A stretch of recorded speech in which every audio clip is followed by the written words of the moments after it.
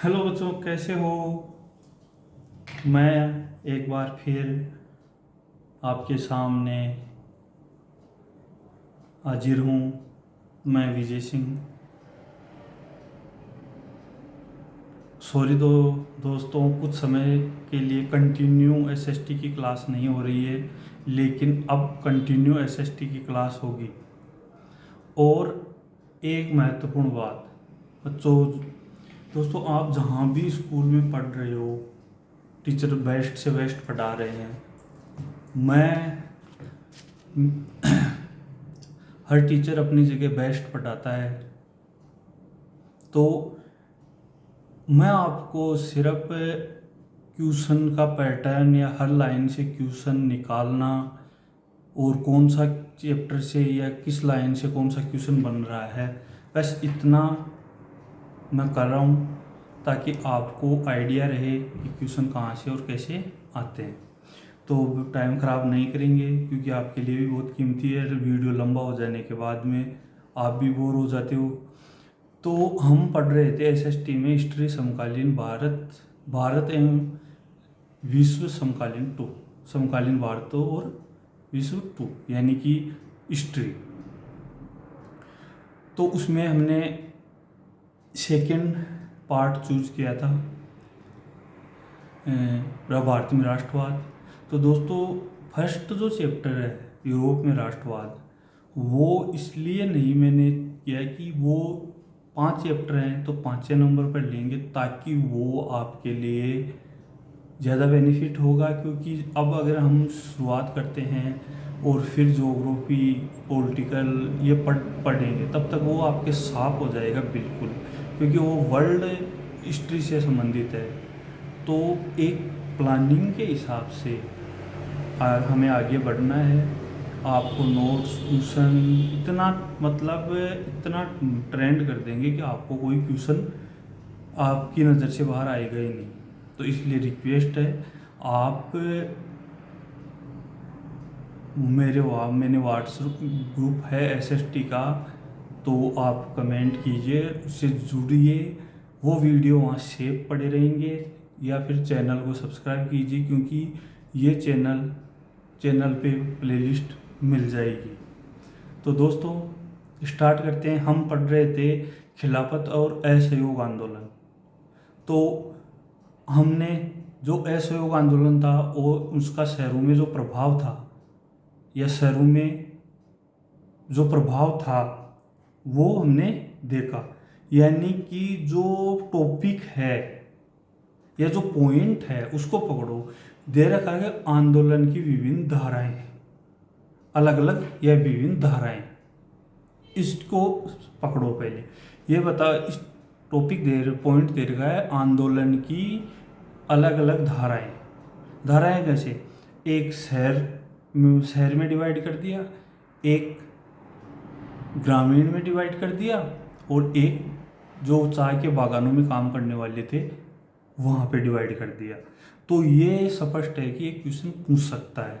और असहयोग आंदोलन का पोर्शन थोड़ा लंबा है, क्योंकि इसमें खिलाफत आंदोलन भी साथ चलता है। तो ये क्वेश्चन निबंधात्मक क्वेश्चन आने के चांस बनते हैं इस चैप्टर से। तो आंदोलन की अलग अलग विचारधाराएं, अलग अलग धाराएं, शहर वाली हमने पढ़ ली थी कि शुरुआत में मध्यम वर्ग ने शहर से आंदोलन को तेजी से स्टार्ट किया, हर बहिष्कार भी किया, कॉलेज स्कूल भी छोड़ दी, वकीलों ने मुकदमे लड़ना छोड़ दिया। लेकिन विदेशी वस्त्रों की होली जलाएगी या उनको पहनना बंद कर दिया, लेकिन बाद में धीरे धीरे डाउन हो गया।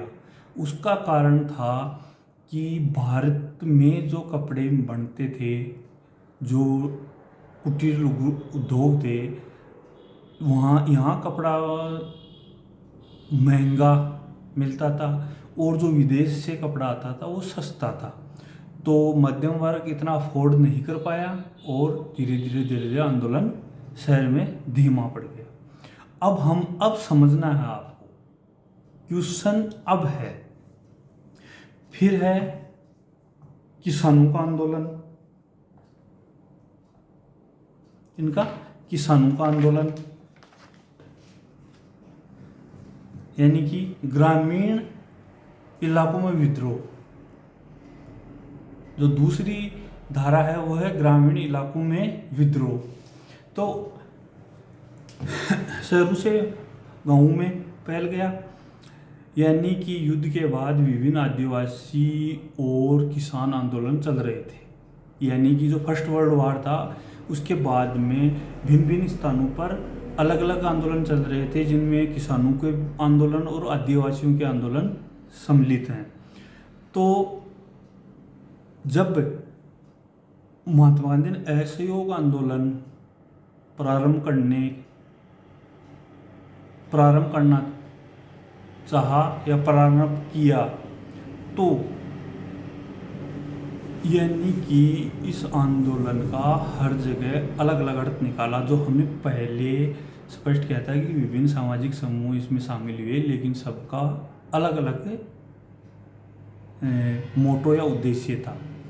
अब किसान थे, वो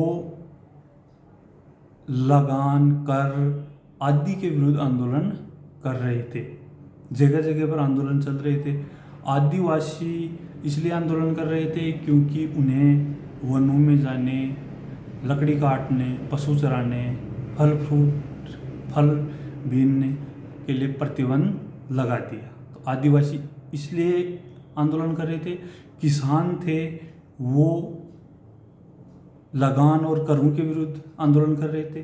तो ये देखो कि असहयोग आंदोलन था, वो सिर्फ स्वराज्य के लिए था, लेकिन हर जगह किसानों ने अपने आधार पर इसका अर्थ निकाल लिया, आदिवासियों ने अपने आधार पर अर्थ निकाल लिया।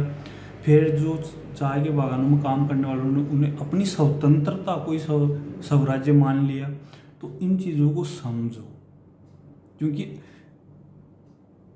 ऑब्जेक्टिव या उसमें रिक्तान या वन लाइनर में तो आप कर दोगे, लेकिन अगर बड़ा क्वेश्चन आता है तो उसके लिए समझना, बड़ा क्वेश्चन आपके माइंड को चेक करने के लिए दिया जाता है कि कितना समझा, कैसी इसकी भाषा शैली है, क्या लिखता है।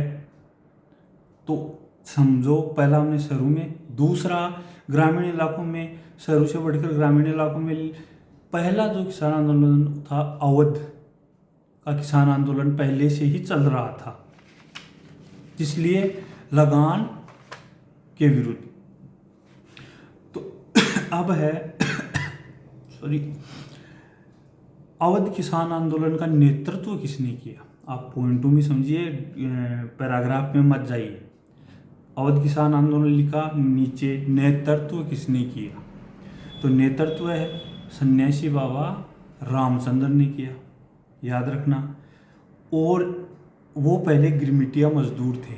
अब यहाँ पे वर्ड दे रखा है गिरमिटिया, वो आपको दिमाग में फीड होना चाहिए। गिरमिटिया क्या है? तो गिरमिटिया है कि जो पहले अंग्रेज़ों ने यहाँ से मजदूर फिजी, वेस्ट इंडीज वहाँ ले गए, तो वो उनको परमिट देते थे, और इस परमिट का ही बिगड़ा हुआ नाम गिरमिटिया हो गया। तो बाबा रामचंद्र पहले गिरमिटिया मजदूर थे। अब है दूसरा, जो पहला तो नेतृत्व, पहला पॉइंट आ गया, इस तरह पढ़ना है आपको। पहला पॉइंट नेतृत्व। दूसरा है इसका उद्देश्य क्या था। तो इसका उद्देश्य था ताल्लुकदारों और जमींदारों, यानी कि किसान भारी लगान कर चुकाने में असमर्थ थे और बेगारी करनी पड़ती थी। यानी कि बेगारी का मतलब आपसे काम करवाएंगे लेकिन आपको पैसे या कुछ भी नहीं मिलेगा। बेगारी यानी कि बिना वेतन के काम करवाना, बेगारी। तो ये दो उद्देश्य थे। और ये किनके विरुद्ध थे? ये डायरेक्ट अंग्रेज़ों के विरुद्ध नहीं थे, ये जो वहाँ के जमींदार ताल्लुकदार वो थे, उनके विरुद्ध थे। तो दूसरा पॉइंट समझ में आ गया, उद्देश्य। इसमें क्या है कि पाटेदारों को निश्चित, पाटेदार के तौर पर निश्चित पट्टे, जो पट्टे दिए जाते थे वो निश्चित नहीं थे, क्योंकि बार बार उनको ज़मीन बदलनी पड़ती थी। यानी कि जिन किसानों को पट्टे मिलते थे वो निश्चित नहीं थे, उनको बार बार बदलनी पड़ती थी। क्यों? क्योंकि जमींदार ये समझते थे कि ये बाद में इस पर अधिकार कर लेगा, तो उन्हें बार बार वहाँ से हटा दिया जाता था। अब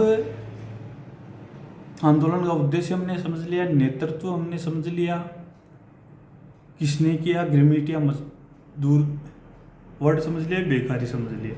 अब है आंदोलन का प्रमुख उद्देश्य, वेरी इंपॉर्टेंट। लगान कम किया जाए, फर्स्ट उद्देश्य। बेगार खत्म की जाए, सेकंड उद्देश्य। और दमनकारी जमींदारों का सामाजिक बहिष्कार किया जाए। जो भी जमींदार वर्ग है या जो जमींदार हैं जो अत्याचार करते हैं, उनका सामाजिक समाज से बहिष्कार किया जाए। तो बहिष्कार सबसे पहले किसने किया? धोबी और नाई, उन्हें बहिष्कार किया, यानी कि जमींदार धोबी और नाई की सेवाओं से वंचित रहे। फिर है जून 1920 में जवाहरलाल नेहरू ने अवध का दौरा किया। और असहयोग आंदोलन कब स्टार्ट होता है? 1 जनवरी 1921 से। तो हम समझ सकते हैं कि किसान आंदोलन तो ये तो पहले से ही चल रहा था। तो जून 1900 नेहरू जी ने अवध का दौरा कब किया? जून 1921 में। फिर आता है अगला पॉइंट, आता है अवध किसान सभा का गठन। अवध किसान सभा का गठन। दोस्तों बच्चों, ये चैप्टर आपके लिए इम्पोर्टेंट नहीं है, आगे भविष्य में सबके लिए इम्पोर्टेंट है, तो ध्यान से। फिर अगला पॉइंट है अवध किसान सभा का गठन। गठन किसने किया? बाबा रामचंद्र, जवाहरलाल नेहरू और अन्य युवाओं ने मिलकर अवध किसान सभा का गठन किया। डेट वगैरह कुछ दे नहीं रखी है, क्योंकि वो जून जुलाई 1920 में। जब असहयोग आंदोलन जनवरी 1921 में शुरू हुआ, तो कांग्रेस अवध किसान आंदोलन, जो अवध में पहले से ही जो किसान आंदोलन चल रहा था, उसको शामिल करने का प्रयास किया। लेकिन इस आंदोलन का ऐसा स्वरूप विकसित हो चुका था कि कांग्रेस नेतृत्व खुश नहीं था। क्योंकि बाद में जाके, पहले जब स्टार्टिंग असहयोग आंदोलन की हुई, तब तो कांग्रेस इसको सम्मिलित करना चाहती थी, लेकिन बाद में इसका जो मोटो था अवध किसान आंदोलन का, वो विकृत हो चुका था, यानी कि हिंसा पर उतारू हो गया था। तो कांग्रेस नेतृत्व इसको शामिल करने से हिचकिचा रहा था और इन नेतृत्व से खुश नहीं था। जब 1921 में आंदोलन फैला, तो तालुकदारों और जमींदारों, व्यापारियों, यानी कि विकृत रूप अब समझो कैसे हो गया। जैसे ही उधर असहयोग आंदोलन शुरू हुआ, इधर किसानों ने जमींदारों, व्यापारियों, तालुकदारों के घरों पर, गोदामों में, बाजारों में लूटपाट मचा दी और अनाज के गोदामों पर कब्जा कर लिया। तो अब आप समझिए कि असहयोग आंदोलन अहिंसात्मक तरीके से महात्मा गांधी और कांग्रेस चलाना चाहती थी, लेकिन ये अवध के किसानों का विकृत रूप, जो लूटपाट और हिंसा को उतार हो गया, इसको देखते हुए उन्हें शामिल नहीं करना चाहते थे। बहुत सारे स्थानीय नेता, जैसे हर जगह स्थानीय नेता होता है, अवध में भी कुछ स्थानीय नेता थे, उन्होंने समझाया, गांधी जी ने ऐलान कर दिया कि अब कोई कर या लगान नहीं भरेंगे, जमीन को, गरीबों को ज़मीन वापस दी जाएगी। महात्मा गांधी ने किसानों के लिए ऐलान किया था कि अब इससे उनको लगान नहीं देनी पड़ेगी और ज़मीन वापस लौटा दी जाएगी। लेकिन महात्मा गांधी के नारे को लेकर ये लोग अपनी आकांक्षाओं की पूर्ति करने में लग गए। और अपने आप को सही ठहराने लग गए। कौन? अवध के किसान जो लूटपाट पर उतर आए थे। तो उन्होंने महात्मा गांधी जी के अर्थ को अलग मानकर अपनी जो कर रहे हैं उनको सही मान रहे थे। उधर स्वराज्य स्वतंत्रता, इधर ये अपना स्वराज्य यानी जमींदार और इनसे स्वतंत्रता चाहते थे। तो अपनी आकांक्षाओं अपनी मांगों को जायज ठहरा रहे थे। फिर अगला पॉइंट हम देखते हैं कि आदिवासी किसानों ने महात्मा गांधी के संदेश और स्वराज्य का भिन्न अर्थ मतलब निकाल लिया। तो मैंने पहले स्पष्ट कर दिया था कि अलग अलग जगहों पर अलग अलग अर्थ निकाला गया। किसानों ने अलग अर्थ निकाला,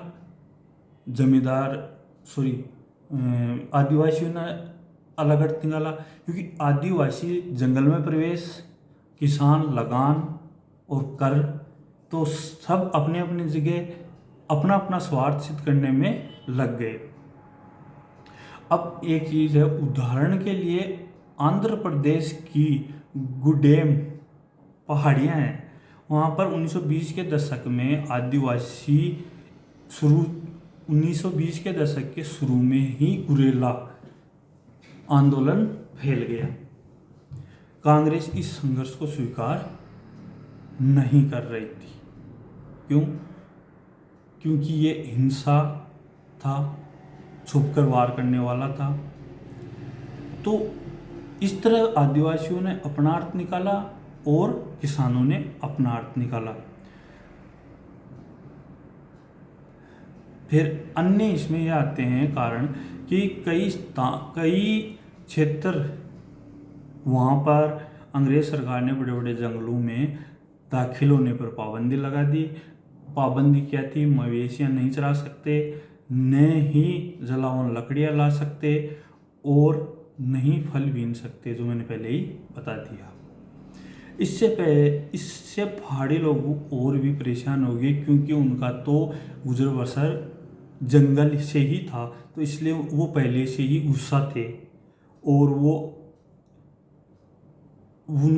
मानते थे कि हमारी रोजी रोटी पर ही नहीं, हमारी परंपराओं पर भी अधिकार छिन सकता है।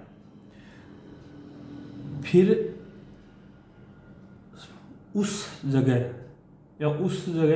सड़क निर्माण का कार्य अंग्रेज सरकार करवा रही थी। तो वो क्या बेगार करवा रही थी? बेगार का मतलब बिना वेतन के काम करवा रही थी।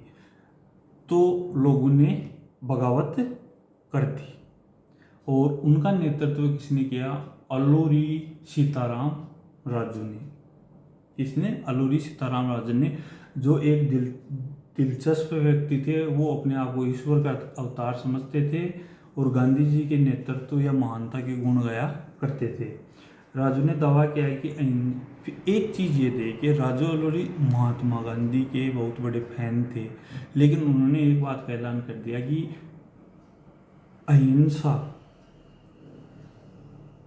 अहिंसा के बल पर नहीं बल्कि हिंसा के बल पर आज़ादी प्राप्त हो सकती है। गुडेम विद्रोहियों ने थाने में और अधिकारियों से मारपीट की, कुछ को मार डाला और 1924 में अल्लूरी राजू को फांसी दे दी गई। तो जो इसमें दोस्तों क्या है, अलग अलग धाराएं थी, शहर में अलग हिसाब से था, ग्रामीण क्षेत्र में भी हमने देखा कि किसानों का अलग मोटो उद्देश्य था और आदिवासियों का अलग था। और कुछ मतलब जो गांव का था वो एक बेगारी, जो जमींदार बेगारी करवाते थे और लगान के विरुद्ध था। यानी कि जो महात्मा गांधी जी ने ऐलान किया था उससे बिल्कुल डिफरेंट था। सब अपने अपनी आकांक्षाओं महत्वाकांक्षाओं यानी अपनी समस्याओं को सुलझाने में लगे थे, न कि देश की। तो इस तरह ये आंदोलन गांवों में भी धीमा पड़ता गया।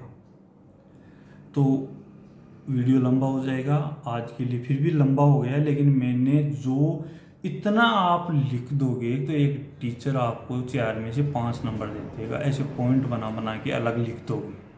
बस मैं आपको क्या सिखाऊंगा, मैं यही सिखाऊंगा, पढ़ आप रहे हो, बुक आपके पास है, बस एक तो कैसे नोट्स बनाएं, नोट्स मैं अवेलेबल करवा दूंगा, लेकिन क्या पॉइंट है पैराग्राफ से, कैसे पॉइंटों को अलग करना है पॉइंट वाइज, इससे क्या होगा, जैसे मैंने बताया अवध किसान आंदोलन, फिर उसका नेतृत्व, फिर उसका उद्देश्य क्या था, फिर अवध किसान सभा का गठन किसने किया और क्यों किया, असहयोग आंदोलन में उनका स्वरूप कैसा था, कांग्रेस ने असहयोग आंदोलन को शामिल क्यों नहीं किया असहयोग आंदोलन में। तो बस ये मोटे मोटे फैक्ट है, ज़्यादा वो नहीं है, लेकिन वैसे सीक्वेंस में लिखना, पैराग्राफ नहीं लिखना है। और अगर आप मेरे साथ बने रहे तो मैं आपको एग्ज़ाम तक बिल्कुल ट्रेंड कर दूंगा। मैं बोर्ड पे भी क्लास लूँगा, प्लस ऑडियो भी वीडियो रिकॉर्ड करके भी वे करूँगा। देखो कितनी मेहनत करनी पड़ेगी मुझे, पहले बोर्ड वाला वीडियो भी और फिर दूसरा वीडियो भी बनाऊँगा आपके लिए, स्टूडेंटों के लिए मैं तैयार हूँ। ओके, धन्यवाद। वीडियो लंबा हो गया, इसके लिए माफ़ी चाहते हैं। अब कल पढ़ेंगे हम इसकी तीसरी धारा बागानों में किस तरह का रिएक्शन था, और अगर शॉर्ट है वो तो फिर अगला नेक्स्ट स्टेप चालू कर देंगे। ओके, धन्यवाद, थैंक यू।